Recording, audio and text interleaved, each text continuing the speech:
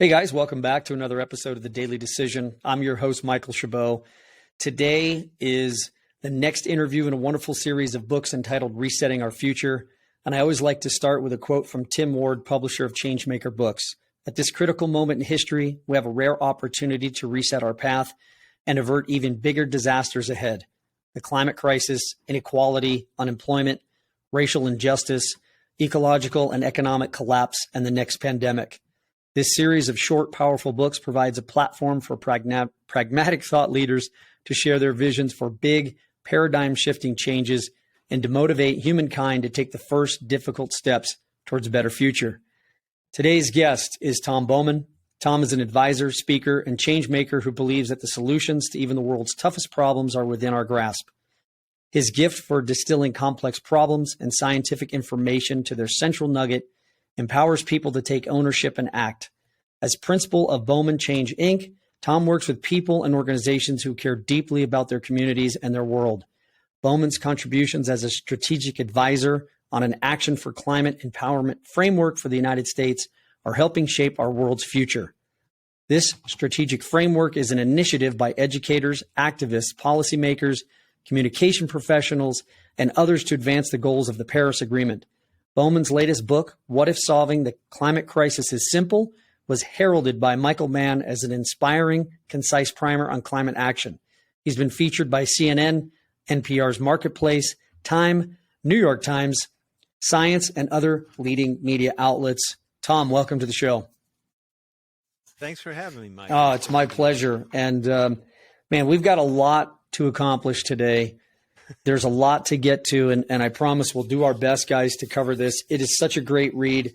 As with the other authors on the show, I read the book twice. I like to read it once just to read it.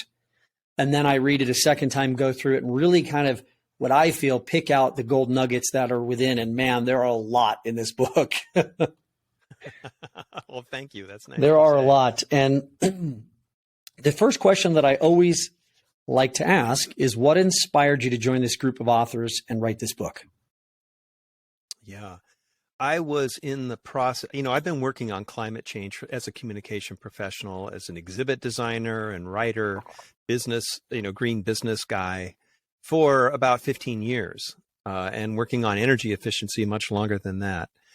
And in 2020, during the pandemic, everybody in the climate world saw the possibility the administration would change, which it did, from Trump to Biden, and that would open a door for climate action and rejoining the Paris Agreement in ways that the United States hadn't done before. And so this is the genesis of the other book that I am the co-editor with Deb Morrison, an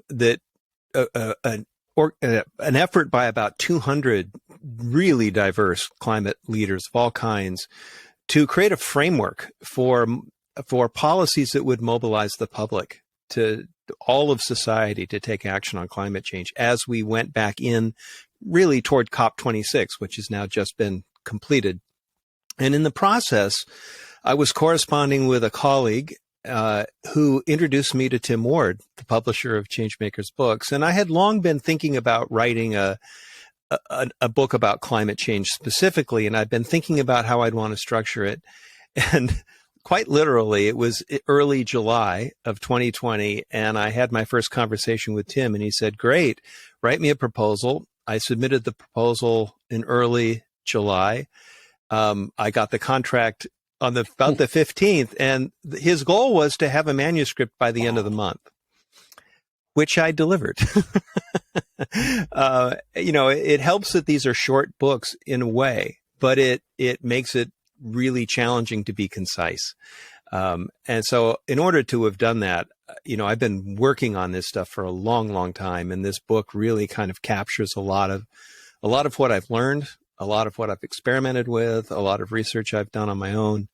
I can't imagine. And the idea of putting a statement into people's hands that might change the way they even think about this challenge was something I couldn't refuse. You bring up something really good, and I'll just pre-frame my question by saying I can't imagine how difficult it must have been to write a book that was this short because you have so much information, because I can tell you, as preparing for this show, to try and, as we were talking before we started recording, to keep this show within the hour time frame, you have so much information. We could probably go for 3 or 4 hours.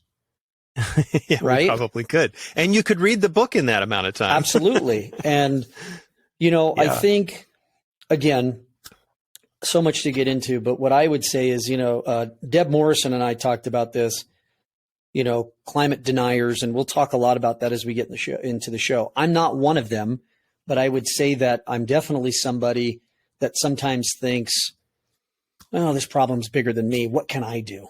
Right? What can I do? Yes, of course. And those are all the things I want to talk about. But my first question kind of leading into this is, are we too late to solve the climate crisis? Yeah. What a great question. And in fact, that's the opening question of the book. Is it too late? Are we just going to rearrange the deck chairs on the proverbial Titanic if we take action? And the answer is emphatically no, not at all. Because because climate change isn't a binary thing. It isn't a switch that's either climate change or no climate change. The more carbon we put in the atmosphere, the longer it resides in the atmosphere, the warmer the climate system's going to get, the more energetic it's going to get, and the more harsh the impacts on all living organisms are going to be. So no matter where we start, we're not too late. And we are still within the window of avoiding, certainly the worst case scenarios, but also some of the scenarios that are pretty daunting in the first place. You don't want them. We can't avoid all of it, but that, to me, that's like saying, I'm lost in the woods and I'm cold. Does that mean I should give up? I don't think so. I think you want to get yourself warm and figure out how you're going to walk out of the woods, and you'll suffer a bit, but you'll get out. Yeah. Well, and you talked about it. I mean, you can't deny that there's been a rise in global temperatures. You can't deny that wildfires in California have increased dramatically. That drought in the western half of the United States has increased tremendously over the last, I would say 20, 30 years.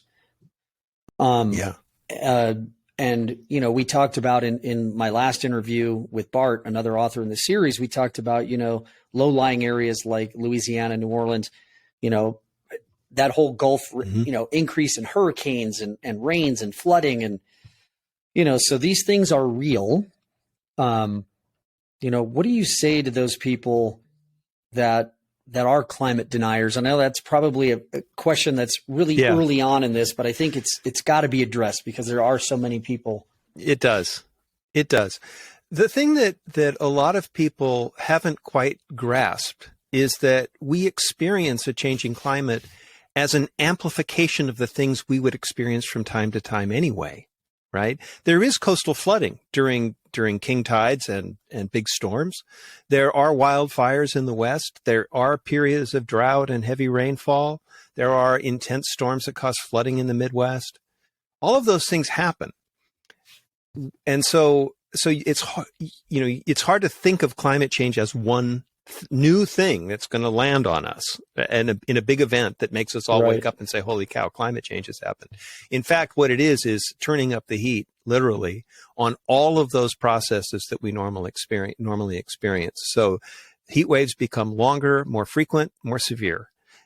Droughts become deeper, longer, more frequent. Storms become more intense and more frequent. So it's an amplification of the things that are troublesome already.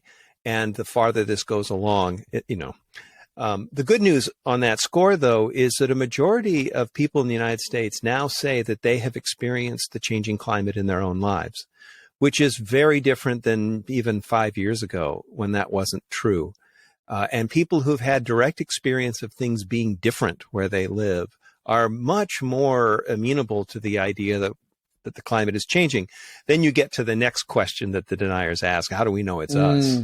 Well, right, did we cause it, or is nature just changing the climate? Well, the answer is nature doesn't change the climate this quickly. It happens very gradually over, millennia and longer than that. So, and there's a lot of scientific research, and if you deny science, you deny science. But the scientific research identifies the isotopes of CO2 in the atmosphere, and it's very clear it's coming from fossil fuels and not from volcanoes or other sources. So, yeah, the science is really well understood. And what I say to deniers who say, yeah, but I don't trust the scientists, I ask them, do you ever take antibiotics? Do you ever get on an airplane? Do you drive a car? It's all based on the same science. So how do you pick and choose the science that you're going to believe versus the science you disregard? And once you get past that, I think that the real question that the deniers struggle with ideologically is, what kind of solutions are we willing to undertake? Because there's a very strong libertarian streak in the denier community, which is a shrinking community, by the way. They're afraid of big government solutions and a heavy hand of regulation that they don't want to see. They see it as a denial of freedom in the same way they see vaccines as a denial of liberty, right? And I think that's really the crux of it. If we can talk about solutions in ways that don't trigger people, it's much easier for people to accept the reality of the problem we're dealing with. That's a tough thing to pull off in a place like Washington, where everything is so polarized and soundbite driven. But among the rest of us out here in the world, I think there's a chance of making contact that way that's more meaningful. You know, it's interesting. This is off script, but as you're talking and I'm thinking about it, and I can only address here in the United States, but do you think part of this comes from our sense of entitlement as Americans? Oh, yeah. Absolutely. Yes. And it also comes from a piece of human psychology that I've been taught about, which is our emotional brains, which is how we make a lot of our decisions, the way we evaluate things. Kind of unconsciously, we do it by feeling, we do it by memory. And the presumption that the brain makes as it does this is that the future is going to be like the past. So if you're a child and you touch a hot stove and you burn your hand, you assume that the stove is going to be hot and you don't touch it anymore, right? And unless you learn differently. Well, the same thing on a global scale is true of the weather patterns that we live with, right? If it's always kind of balmy at a certain time of year, or it's rainy at a certain time of year, or the intensity of the rain is within certain boundaries, we expect the future to be like that.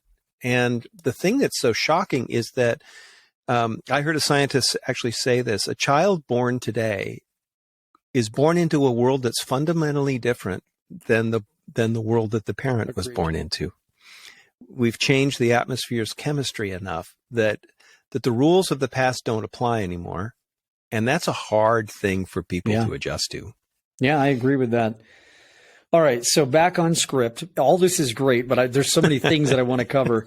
So just a couple of quick stats from this first chapter in the book. And I try and break it down chapter by chapter because I think otherwise it would just be too overwhelming because there's so much good stuff. But just a couple of stats. So roughly half of the public in the United States thinks global warming could be reduced, but only 6% think humanity will succeed in doing so.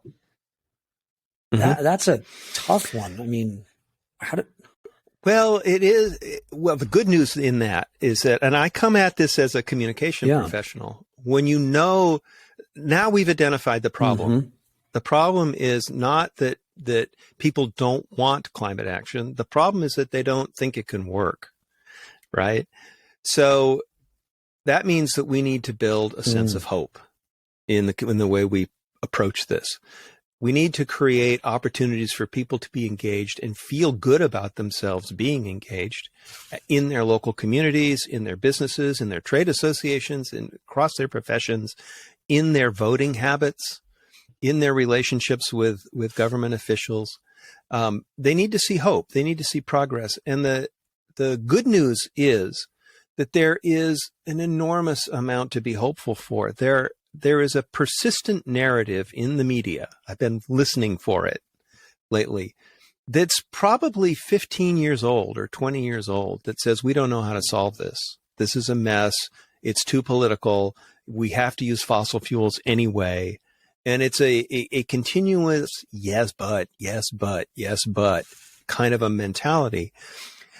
But at COP, 450 banks, pension funds, and institutional investors all committed to no longer financing coal-fired power plants.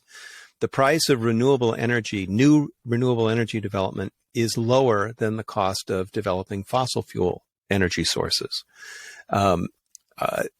There's all kinds of momentum. The electric vehicle market is going crazy. Yeah. I mean, the fact that Ford is going to make the F-150 electric, they got 150,000 orders in the first week or so of allowing people to pre-order that car. And there's another truck out there, the Rivian, that is apparently getting a lot of attention.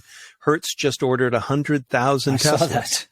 So anybody who thought Tesla was going away, wake up. This is a shift. And these market forces, in addition to policy forces, start to create expectations of progress. It's not clear to me yet whether everybody's going to understand that as climate progress or just better stuff. But it gets us moving in the right direction, and it starts to change our social norms and our way of thinking about what's possible. And so we need a new narrative. We need the media to start talking about, assembling all the bright spots. California had 100% renewable energy I think it was last February or the February before.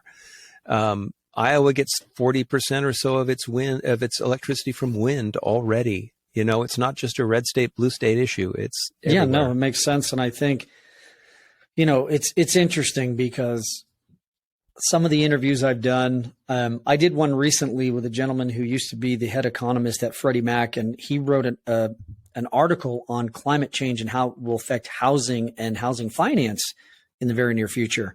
And we were talking about it, and he's like, we don't want to scare people, but I think we do actually. And I don't want to be an alarmist, but I think we need to scare people enough to where they wake up and you say, look, this isn't a political issue, right? It's not left versus right or whatever. Yeah. And again, I don't like my show to be about politics. But it's not a political issue. It really, truly is. And I've learned so much in reading this series of books and interviewing authors like yourself is that it's a real issue. And we need to wake up and start to do our part, or one day we're going to wake up and what we know to be our planet is not going to be the same, right? Yeah, absolutely. And I think that the missing ingredient in most of the communication about this issue is that people think that if you scare people, they'll wake up and that'll move the needle. It turns out it doesn't. Interesting. I know some professionals in the public health world that said if you scare people about how their behaviors are hurting them, but they don't have any alternative, all you do is make them angry and make them turn away. And so if we're going to talk to people, worry works better than fear. Fear is paralyzing. Worry is motivating. So scaring people to the extent that they're worried is a good thing to do if you combine it with hope, realistic hope, that gives people things to do that make sense. I was at a conference once with a previous book I had written, and a guy came up to get it signed, and he said, "You ain't going to make me give up my pickup truck." And I said, "Where do you live?" And he said, "Out of town, about 10 miles up a dirt road." I said, "No one should take away your pickup truck. You need your pickup truck. That's not the solution in your circumstances by any means, right?"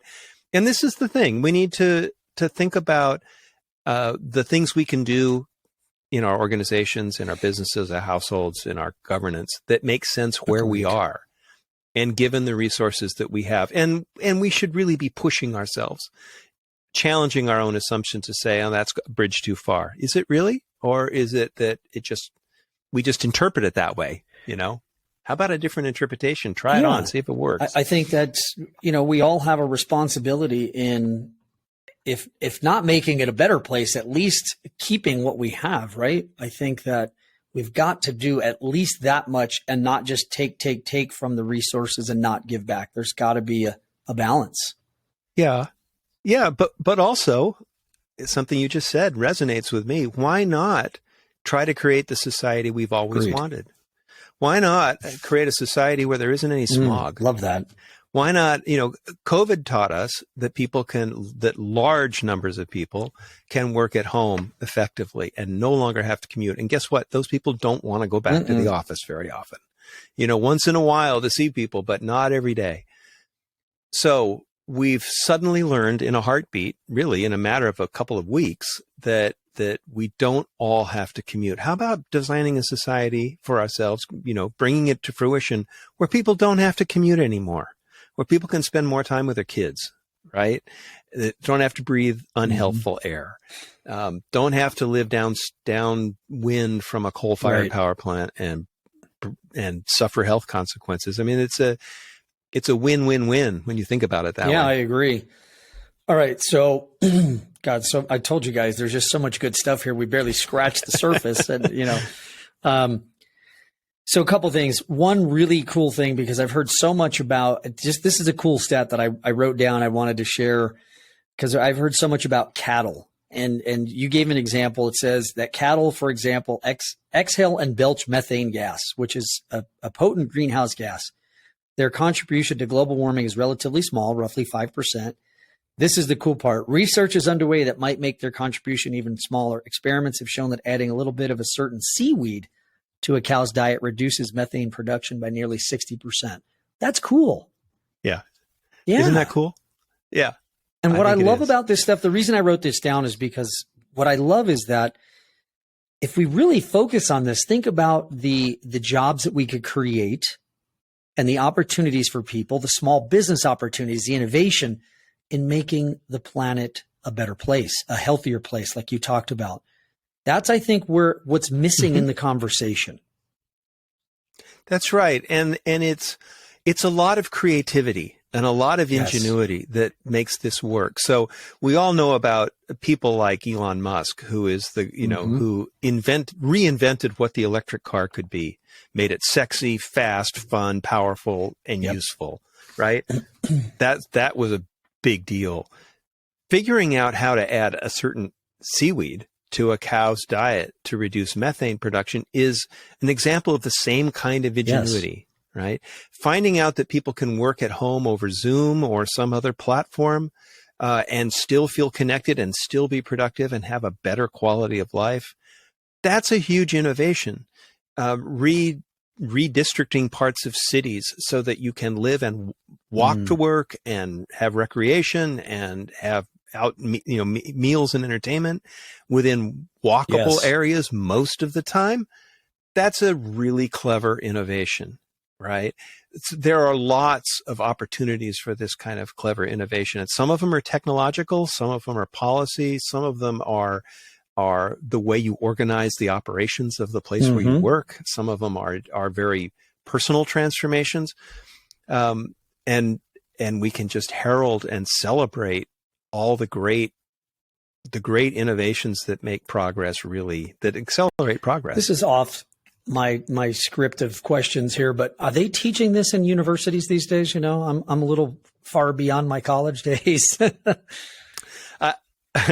I've given a few talks with business school students primarily, and they talk about business process. The first book I wrote, The Green Edge, is about business process in the huge sprawling exhibition and trade show and corporate meetings industry, how to be sustainable there.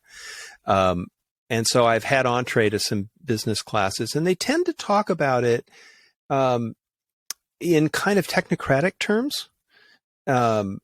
But I think in the innovation centers at universities, where the tech incubators, they're trying to spawn entrepreneurship, those centers, I think there's a lot more conversation about this. Well, that's exciting. And I'll wrap a bow around this just by saying I read it was actually a thesis of a grad student from Harvard Business School, his MBA. And it was interesting because he said that, in his research and his studies, he said a corporation, their first priority used to be a steward to the community in which they operated and ran their business, right? Give back to that community, create jobs and give back. And he said what he had found through business school is now the number one thing they teach you is drive the stock price higher, right? And I think that type of mentality and entitlement and things we've been talking about is why we find ourselves where we do today with global warming, with the climate crisis. And I think it's a return to, whether you're a small business or a large corporation, is that steward kind of mentality on how you can give back into your community. That steward kind of mentality on how you can give back into your community. being a wicked. I want to transition. You talk about global warming, wicked problem. And I think it's important to talk about that. I know we have, but expand on that. You know, I titled the book, What If Solving the Climate Crisis is Simple? And I think it's important. Because the gestalt of reinterpreting what we're looking at. You know, this is a book about, you know, the problem looks intractable because we look at it a certain way. We make certain assumptions about it. We've been taught certain things about it.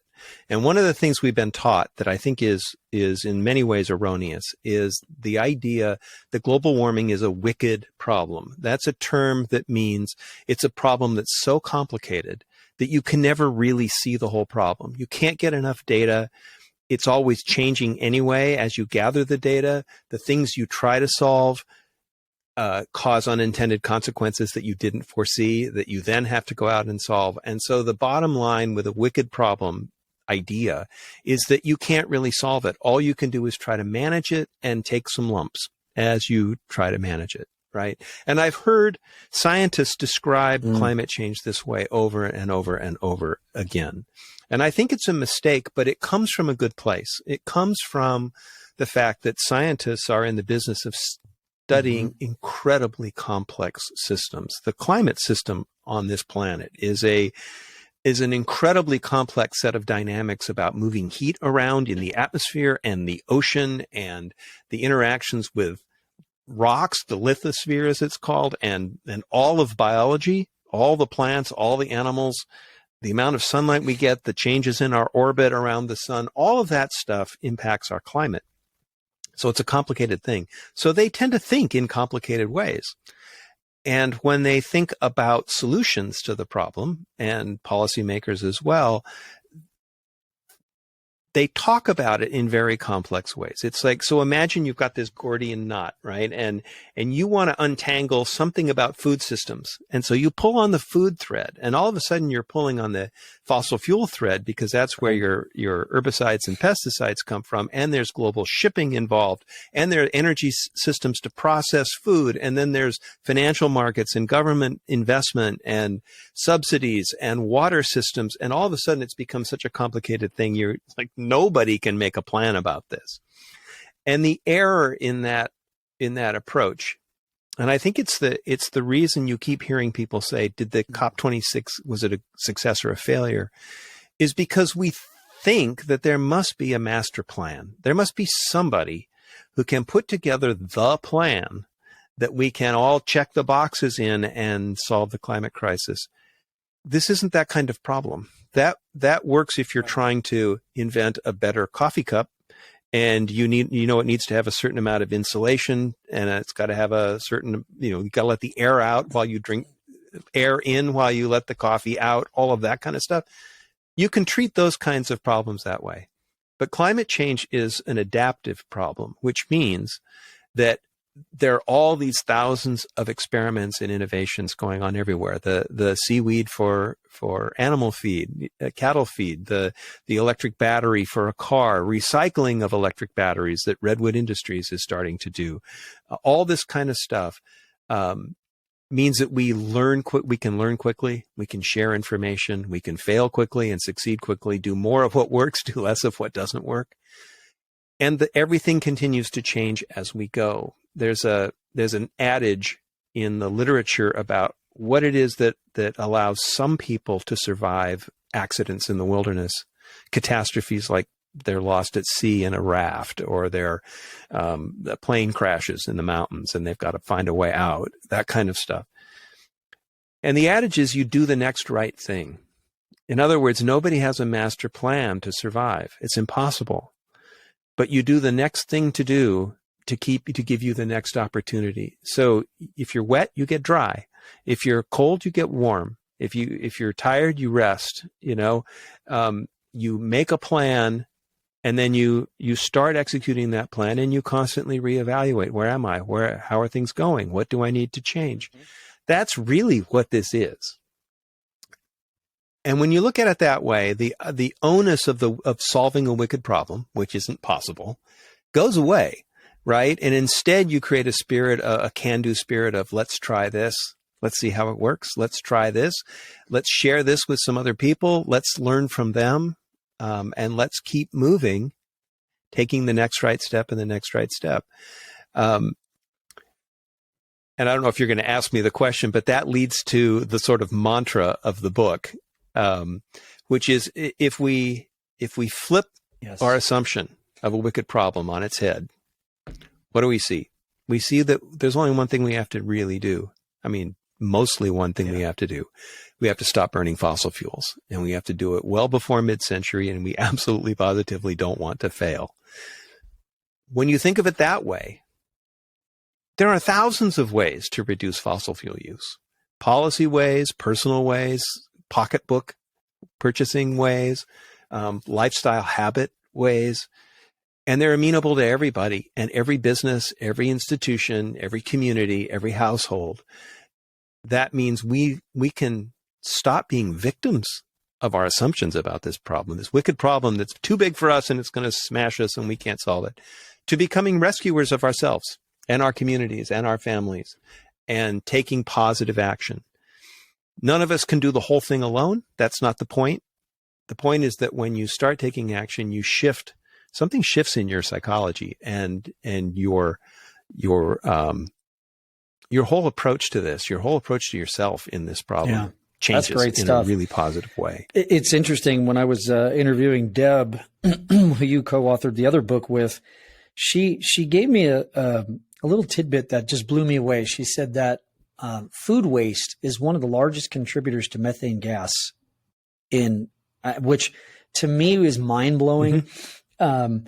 And talk about what you can start to do. I mean, composting is really easy to do, even if you live in the city, right? Now you can get like a mini composter, or communities can create, areas like I've seen in New York where they have gardens and areas where they can compost and do things. So there are ways to do it. And like you said, I love how you say that when it becomes this big, wicked, ugly problem, it's kind of like, how do you eat an elephant, right? One bite at a time. It's the similar thing there. Right. And one bite at a time. So this is a question that I ask everybody, but I want to frame first, because you say it in the book. I've heard countless arguments that the inability to control what other nations do implies that there's no point in making an effort here or anywhere else for that matter, which I love that you said that, because I always hear people, excuse me, when they talk about, what about China? What about India? What about China? Those are the two countries that I hear them say, well, even if we do everything here, what about China? What about India?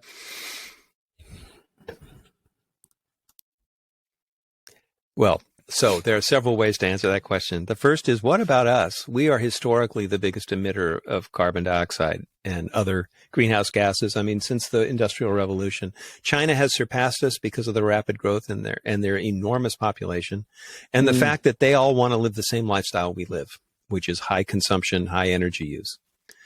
So we have in my view, we have a moral obligation to lead.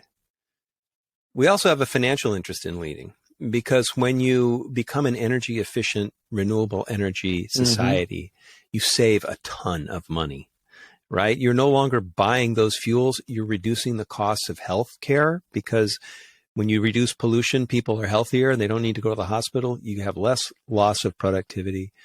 China and India know this. And China is developing renewable resources faster than any other nation, just because their scale is so big. Correct. 1.6 billion people, and we're 330 million. So it's a they're doing everything fast, and they will continue to do it fast, because to be a competitor in a global market where other industrial nations, especially the world's largest economy, which is what we still have, is moving to a renewable, low carbon future, it's going to be a game changer, and everybody else is going to want and need to keep up. And if we're smart about it, we will not only, negotiate for stronger action earlier, but we would use some of our wealth to help facilitate the transformation in other countries, and build alliances around that, so that,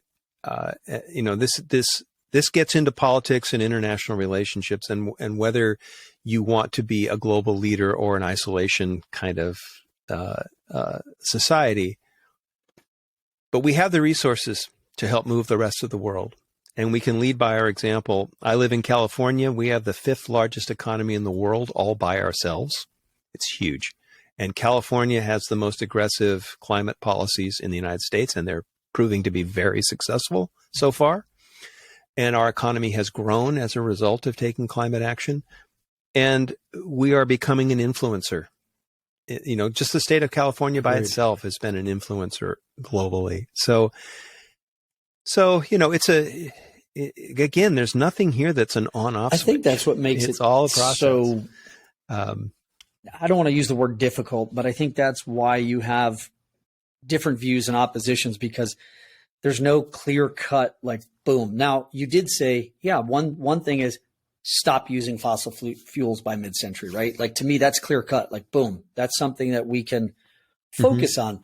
Now, on the flip side, and you mentioned this, you know, let's take where I live, for example, right? There's a lot of ranches, a lot of farms outside of the city. Are we saying that, you know, we're okay if you live on a farm or ranch and you still want to drive your truck? You can, but maybe in cities like Denver, we should have the majority of people driving electric vehicles and not. Is that what we're saying? That's part of it, or riding public transportation, or walking, or riding a bike. I mean, we can make cities more bike friendly, more walking friendly by rezoning, so people can live and shop and work closer to where they live, where that makes sense. It doesn't make sense everywhere, and it doesn't suit everybody's desires and lifestyle. And I would say if you're on a ranch, you need a truck.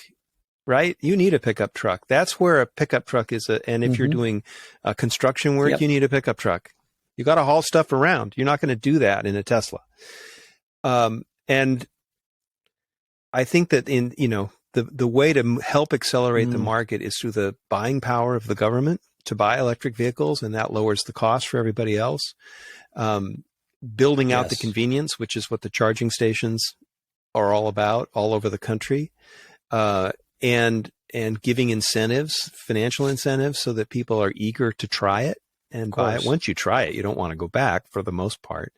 And then paying attention to the market, because, electric pickup trucks are finally coming. Electric SUVs are finally coming. 5 years from now, the marketplace is going to look very different. And I think that we will just see a shift. I agree. You don't have to force on people. What I like what you're saying is, and that's exactly it. I think why there's so much opposition is because I think most people feel like it's just a black, white, just one way or the other. There's no, and you just made it like, no, actually there is. It's not a all or nothing.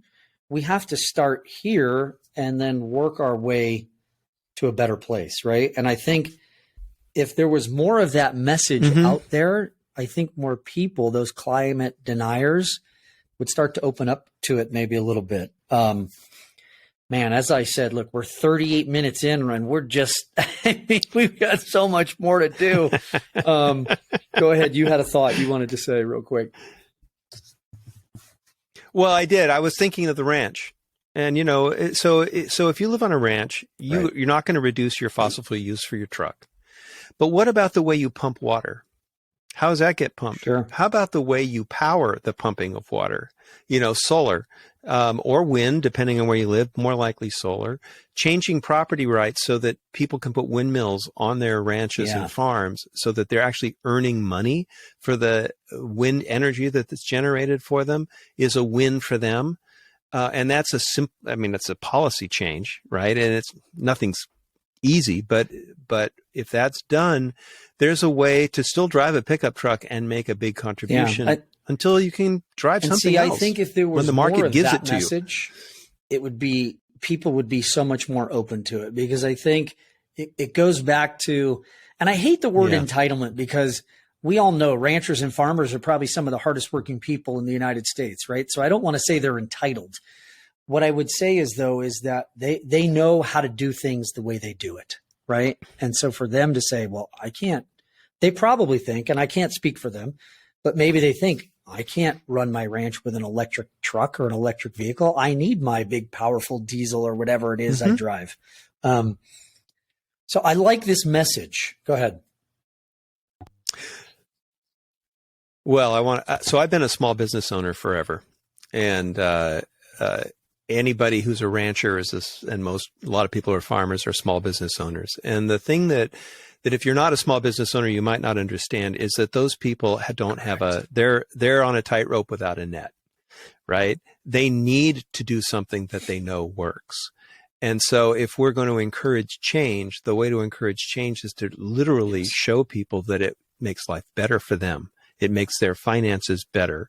It's not, or at least it allows them to fulfill their aspirations to do the right thing, to be good stewards of the land they're on, without Correct. taking an additional risk of financial collapse and suffering.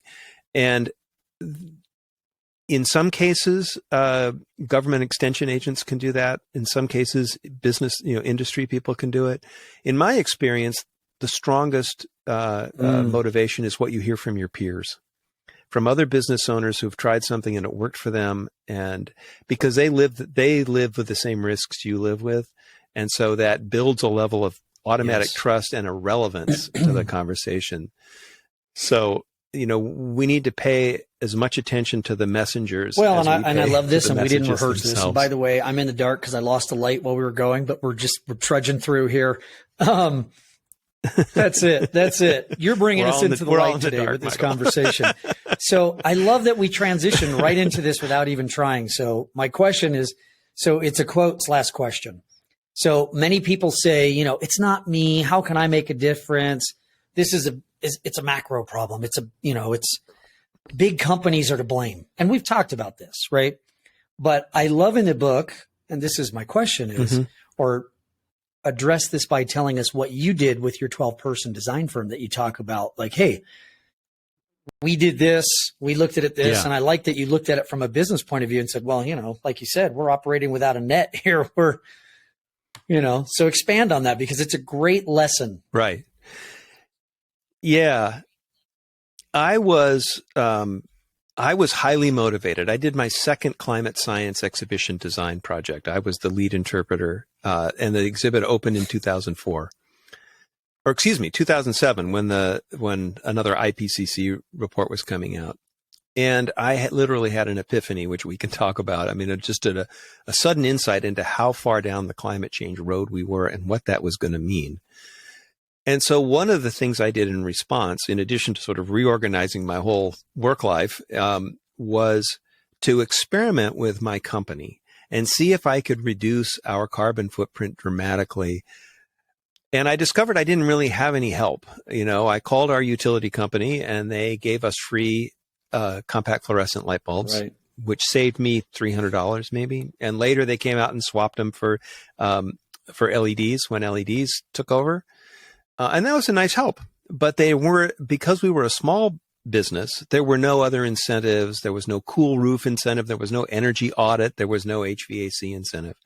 And so I followed a sort of a tried and true, well-tested strategy, which is to set goals that seem impossible and then announce to the staff that failure is not an option and presented the goals. And my office manager literally asked, "Are you crazy?" when I did this, right? And they were goals for water consumption, electricity use, gasoline use, and recycling and landfill waste. And I didn't know where to begin. I did what everybody did. I called a solar installer, Solar City at the time, and they said, "Well, we have to build you a $90,000 solar carport, because your roof doesn't face in the right direction." And I said, "I'm spending $3,000 a year on energy, on electricity. That just doesn't make any sense, right?" And there were no incentives for small businesses at the time. So I talked to an architect and he said, "Put on a highly reflective metal roof and about 4 inches of insulation so that your building doesn't heat up in the summertime. You don't need to run the air conditioning so much." Well, that would have been a $40,000 exercise, and I couldn't afford that either. So I thought I was out of luck. And so I just decided, let's make the decisions we make anyway, every day, green decisions. So it's time to replace a vehicle, the company car. Most business owners, their car is owned by the business because it's good for tax advantage. And I sold a small SUV and got a Prius because it was the most energy efficient car I could buy. And when I was in the finance office buying it, The finance guy said at Toyota, "Why are you buying a Prius?" And I said, "Because it's the lowest, carbon emission vehicle I can find." And he got up and came around his desk to shake hands with me for actually saying that to him, which was kind of amazing to me.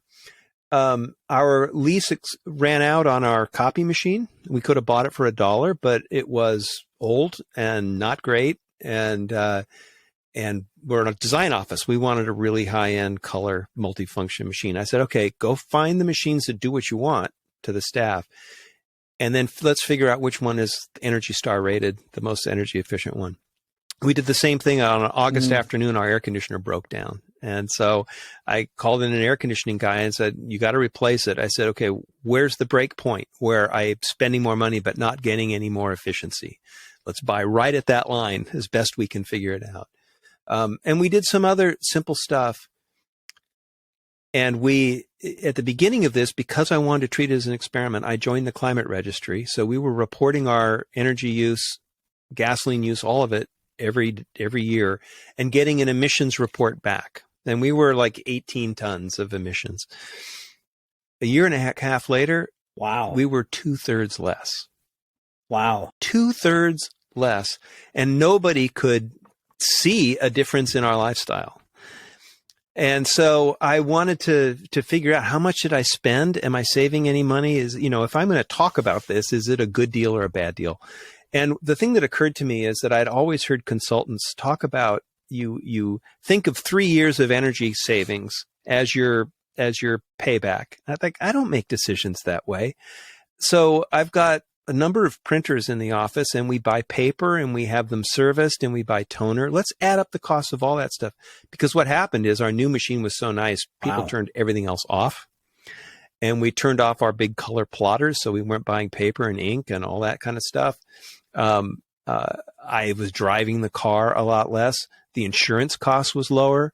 The maintenance costs were lower. So I added all that in and discovered we were saving $9,000 a year for doing really, really boring. See, that's what I love about things, it, is that it wasn't an upheaval. It was little tweaks, right? And do you agree that we can do the same thing in our personal households, and other businesses could do the same thing?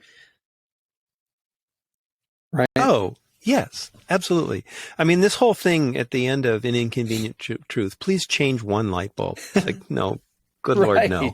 Change all your light bulbs. If you buy LEDs, you will never have to buy light bulbs again as long as you live, probably.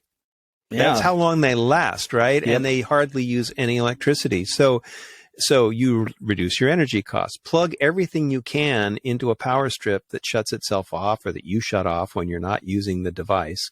And that's 10% of most people's electricity bill right there.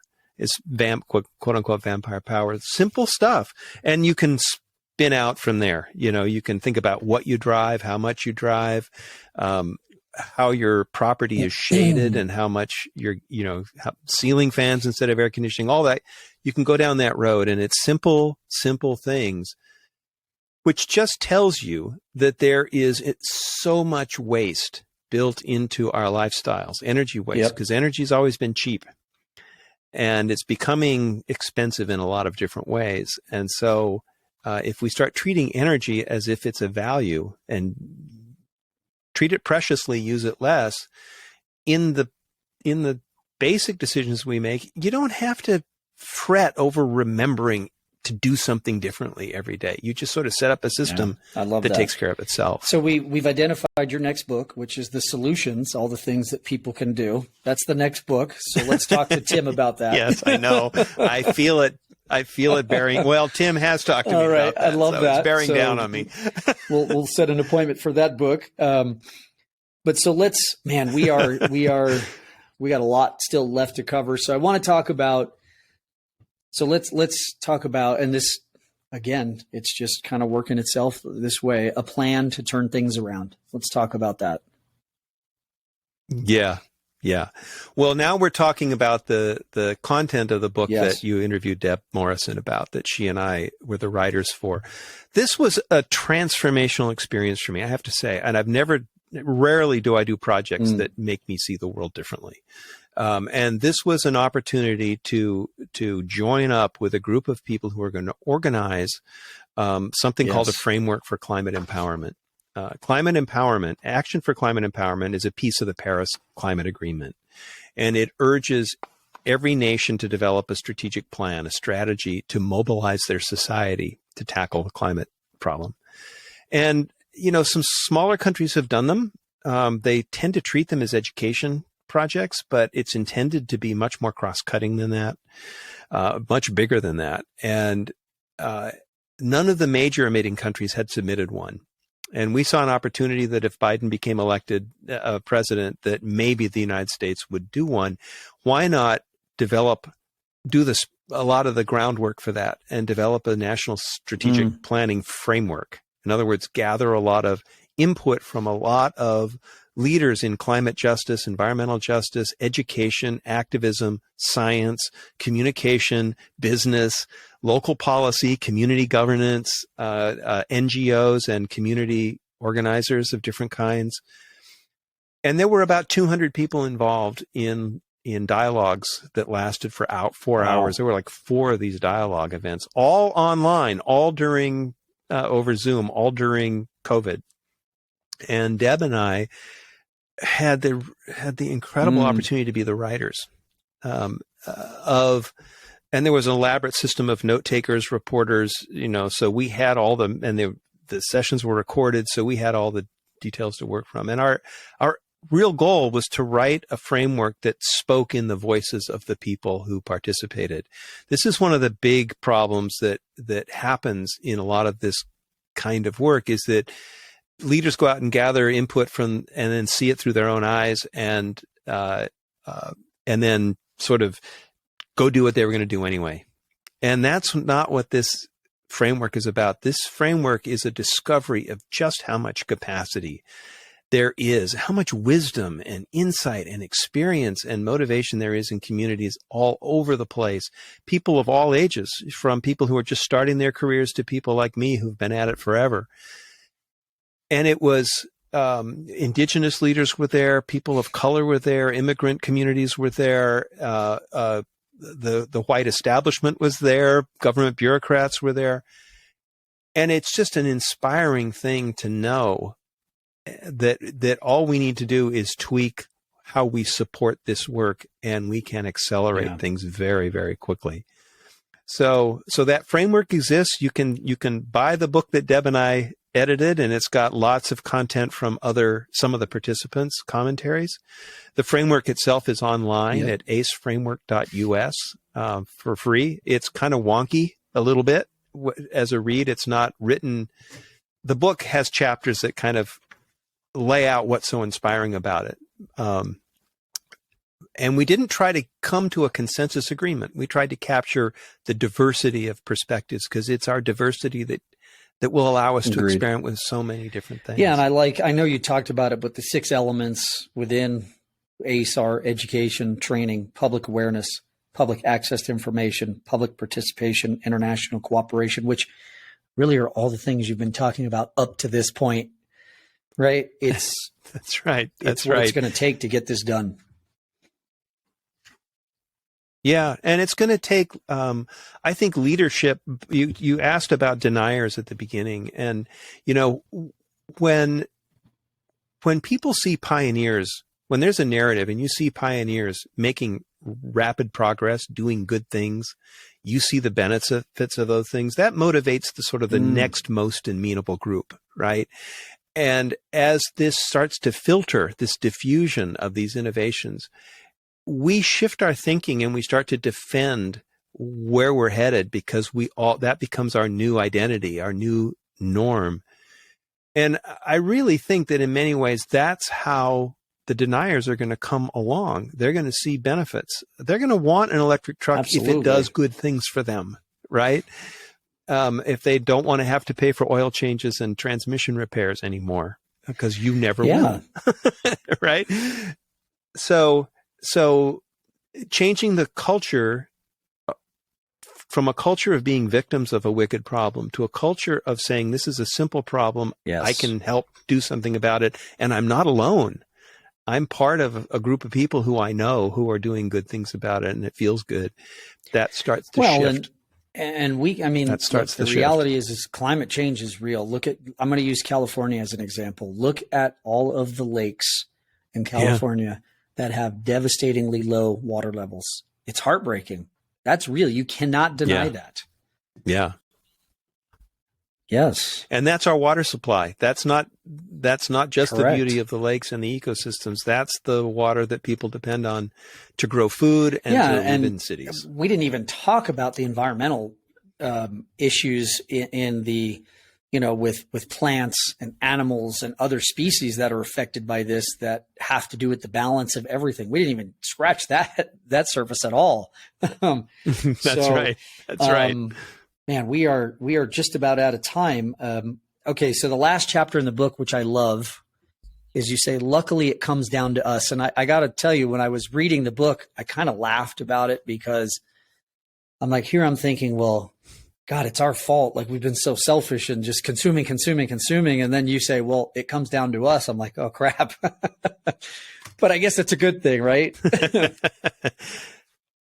Yeah, and I don't mean it the way that the fossil fuel industry has been preaching it to us. They've been telling us that it's our fault that we have global warming, and it's our fault because our lifestyle is so bad. So, Michael, it's your fault, and Tom, it's your fault because you two guys aren't living properly, right? And that's how they deflect systemic change from happening, like a carbon tax or policies that restrict oil development and the shift in developing an economy that's more sustainable. I don't mean it like that. What I mean is that when you see that this is a fundamentally simple problem and you find ways to participate in the solutions, it transforms who you are in a really positive way. This stops being this dreaded burden in our lives and starts being something practical that we can feel good about being engaged in helping to solve. Doesn't guarantee that all of humanity is going to solve all of it, but it changes. It changes you. It changes me, and that is really important because as we do that, we fundamentally discover our own power. You know, that cliche of the American can-do spirit and the American ingenuity that sort of grew out of World War II and the industrial economy that followed it. It's that spirit again that says, yeah, we can actually do this. Let's go do it. We've got what it takes to do it, and we feel it intrinsically. It's not just a marketing campaign or a policy campaign. We actually feel it. That's liberating. I love it. And that's the whole game. You know, as we were talking, I wrote down some notes. So electric vehicles are a lot of fun. I have a Tesla. They're fun to drive. Yeah. It's great. Like you said, there's very low maintenance on it. You know, you're not worried about when you see soaring gas prices. You just kind of laugh as you drive by and see them. But something that nobody talks about is electric vehicles are a great opportunity for college students, right? Think about it. You provide your college student with an electric vehicle. There's very little maintenance. There's no oil changes. And then I wrote, you know, I'm sure we've all seen around cities, you have these scooters where you have a membership and you just kind of swipe it and then you can ride the scooter. Well, that's a great opportunity. But what about maybe doing that in cities with electric vehicles as well, cars, you know, where we don't own as many vehicles. Yep. Yeah. And that's where the self-drive thing is headed to Uber type, taxi type services that so you don't own a car, you pay to use a car when you want to use it. And there is a lot of evidence from Ford Motor Company and others saying that they're just finding that younger people, millennials and Gen X or Gen Y, Gen Z, don't want to buy cars. They see it as expensive, unnecessary. If they live in cities, you know, let's try to avoid the crazy expense of having a car. In our generation, my generation, the car was your freedom. It was your coming of age escape in being autonomous, right? Well, the smartphone and the internet are providing that for the subsequent generations. And so the car doesn't mean to them what it meant to older people. And that's good news, because what we're seeing with any technology that we're embracing now is the beginning of a journey. We're not seeing, it's not like electric Correct. cars are the answer.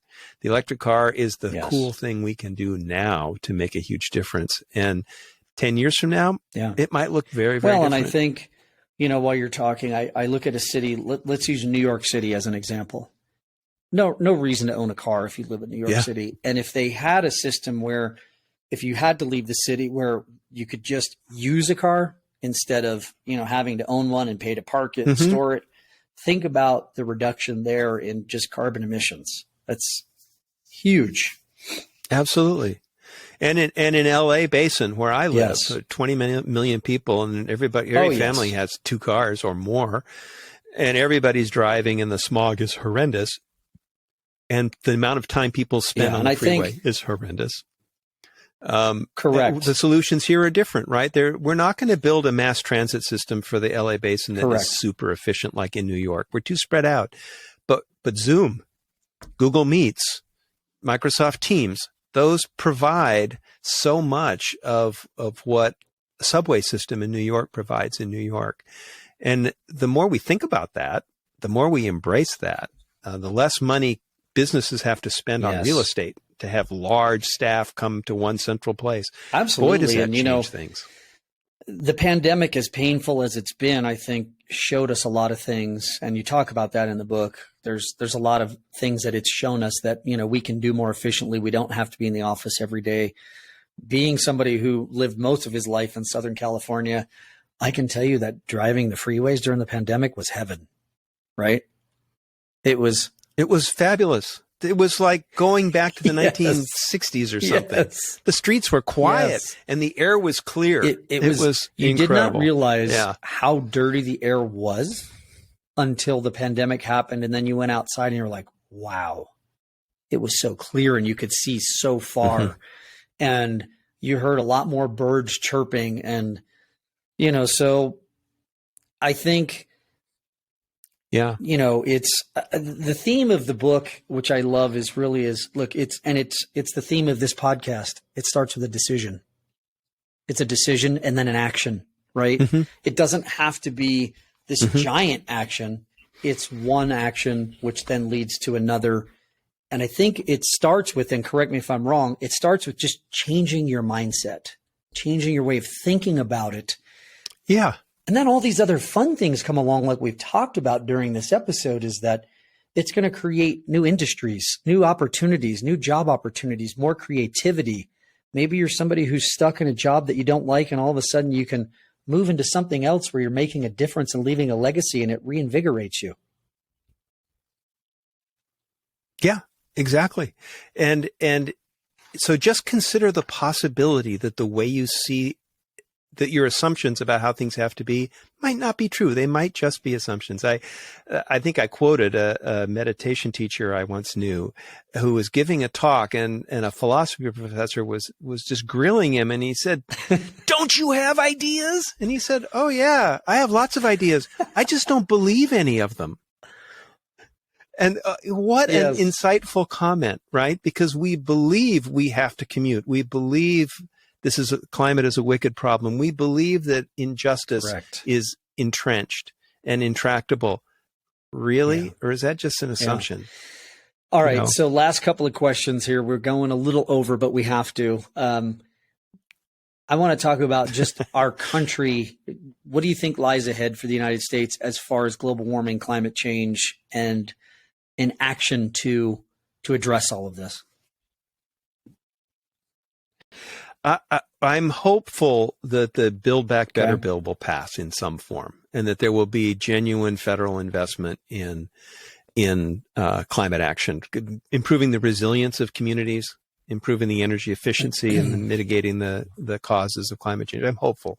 Whether or not it passes, I think that there are some forces in the marketplace that are going to make a big difference, and forces in some of the states. California, as I said, is a leader on climate policy, but corporations are increasingly aware that they have to figure out and report on their climate risks to their shareholders if they're going to be viable. none of this stuff is a sure thing, but these are forces that aren't going to change. Renewables cost less. That's a force that's not going to change. And so I think that the question is, how do we accelerate what's already in play rather than how do we go from 0 to 1? We're past 1. We just need to get to 100 as fast as we can, so to speak. And that's where policy can help. If policy isn't there to help, it's going to happen anyway. The investment Ford and GM are making in electric vehicles are unprecedented. They're the biggest financial investments those companies have ever made. So there is a powerful change underway. The more we talk about it, the more we see it, recognize it, and the more we support it with policy, the better. The other side of the coin is that one of the things that shocked me when I really learned about climate change was what struck me as inevitable is that societies would fracture under the pressure, because you would see mass migration, you would see food and water insecurity, you would see struggles in insurance markets, housing markets, people's personal investments and savings would be in question. Yep. We're already starting to see it. I think that a lot of the political divide in this country and the hostility in the political divide is a sign that the pressures are high and people are aware. The crisis at the U.S. southern border is driven by climate change in Central America that's destroying people's ability to farm productively. And it's so bad that they're willing to walk the length of Mexico in poverty to try to come to a place that's safer. That's pretty shocking. The same with the Arab Spring. It was driven by climate change and the collapse of crops.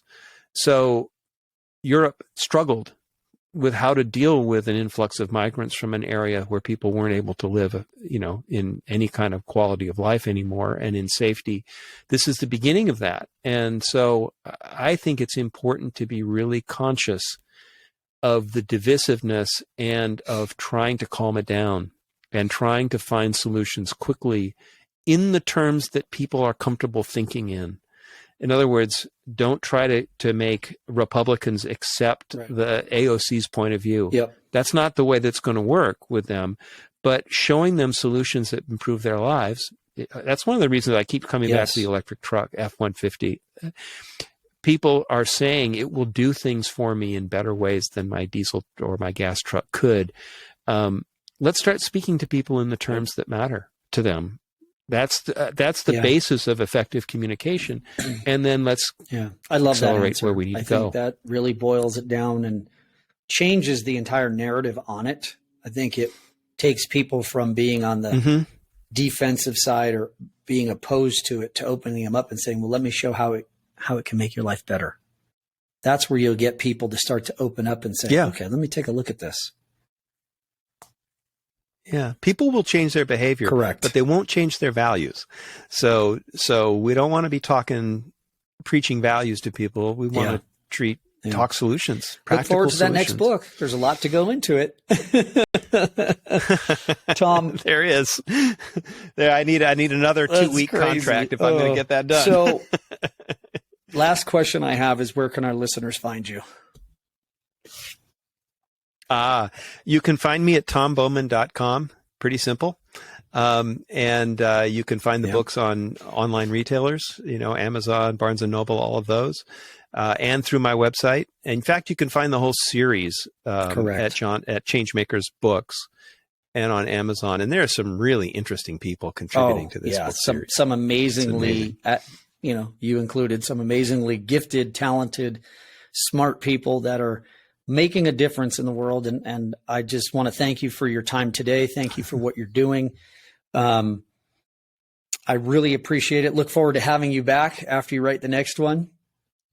And so for those of you guys listening, if you like this today, please share it, like it on your social media, tell your friends about it. I thank you for listening to The Daily Decision. Again, I'm your host, Michael Chabot. And remember, it all starts with a decision.